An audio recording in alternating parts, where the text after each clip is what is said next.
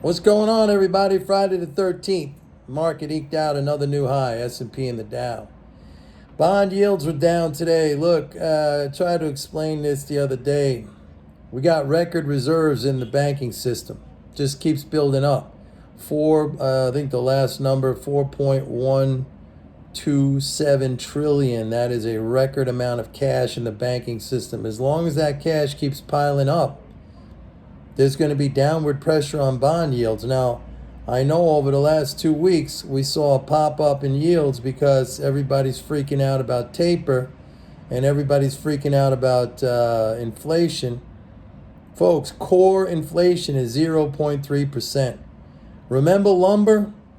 Right? Lumber was like the poster boy for inflation back in March. Everybody was talking about lumber every day. Lumber this, lumber that. Look at lumber. Look at lumber spike. Oh my God, lumber.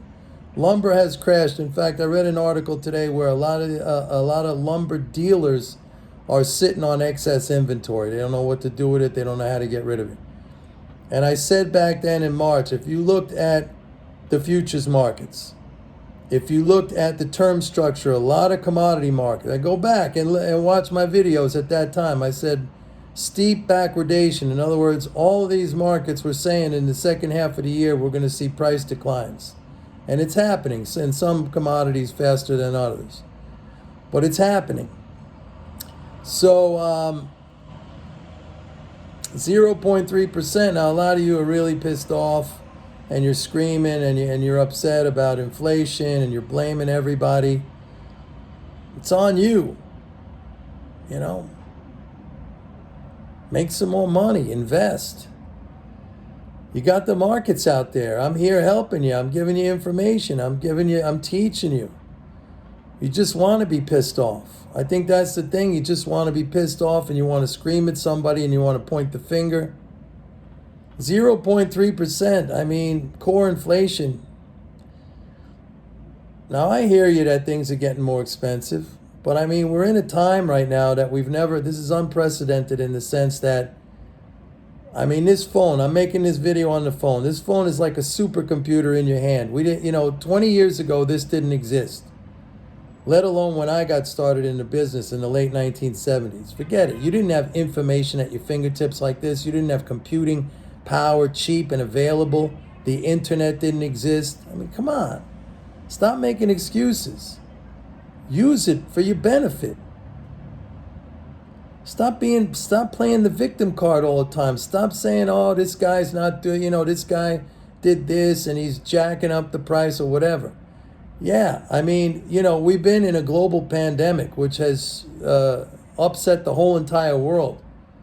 Things got shut down, supply shortages, closures, people not working. Production down, supplies down. It's going to pass, man. Just like lumber. I told you. Anyway, stocks are a great inflation hedge. Historically, stocks are a fantastic inflation hedge. And, it's all about the fiscal flows. That's what I'm here every day telling you about that. For years, I've been saying that. I got people coming on here leaving comments, it's not about the fiscal flows. Well, nobody has, a better track record, I think, than me in saying, look, it's going to keep going up. And even if things are a little extended in certain areas of the market, in certain sectors, that net spending by government, spending in excess of taxes, it flows to income, it flows to corporate profits. And yeah, it's not all equally distributed. Sorry, it's not my call, all right? But take advantage of it. It flows to stocks. It flows to corporate profits. You got these big companies that dominate in the market, in their industries. They're going to make money as long as the government is spending. And it is. By the way, the deficit now is like 2.66 trillion. That's now 226 billion above where it was last year. Remember, I told you how to understand that. I explained to you how you should understand that and how you should even phrase that. The deficit is the net addition to the financial balances of the non-government. That's us. Then yeah, again, it doesn't go all equally distributed. But you want to know something? A lot of this spending right now is going to the right people. It's going to income supports. It's going to medical support through Medicare, Medicaid, free virus testing, vaccinations. It's going to child tax credits. It's going to Social Security. It's going to all these things. It's not simply, this time tax cuts for the rich. And that money is going to be spent. That net spending by the government is going to be spent because it's going to people who need to spend it. It's not going to the rich who are just going to sit on it. So it's going to flow to corporate profits. And if corporate profits are going to continue to stay strong, then the market's going to stay strong. And inflation is going to come down. Now we got to look at the Fed. I don't know if they're going to overreact. And, again, I tried to explain taper.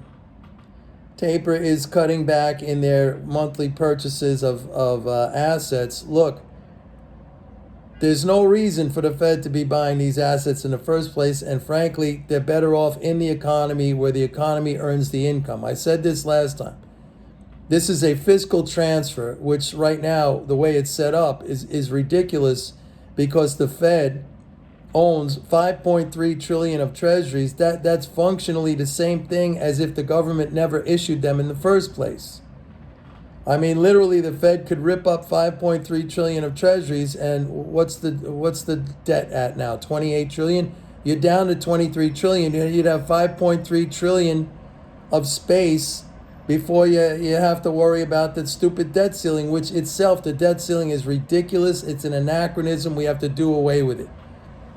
It was created in 1917 at a time when we were on the gold standard, and it was meant to kind of protect the government's holdings of gold so that it had enough gold to print money because it was all based on the gold standard, how much money it could create.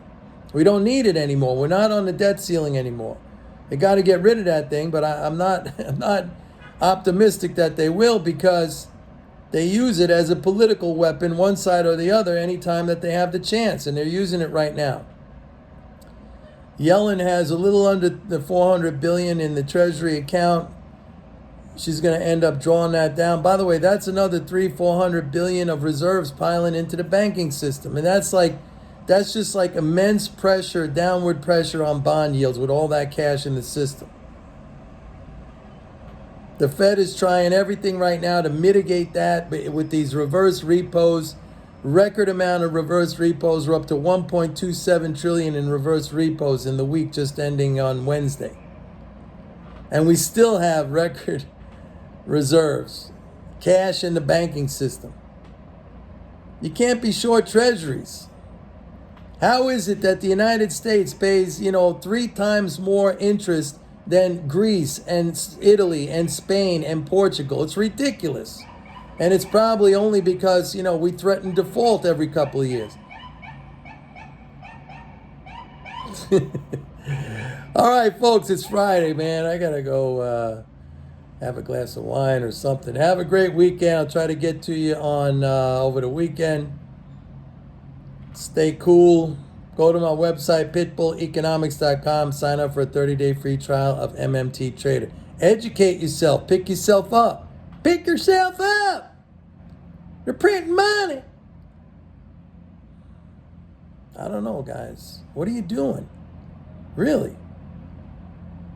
You learning? You trying to improve yourselves? Or are you just like, I don't know. Come on. It's all on you. You can do it. Let's go. All right. See you tomorrow. Bye.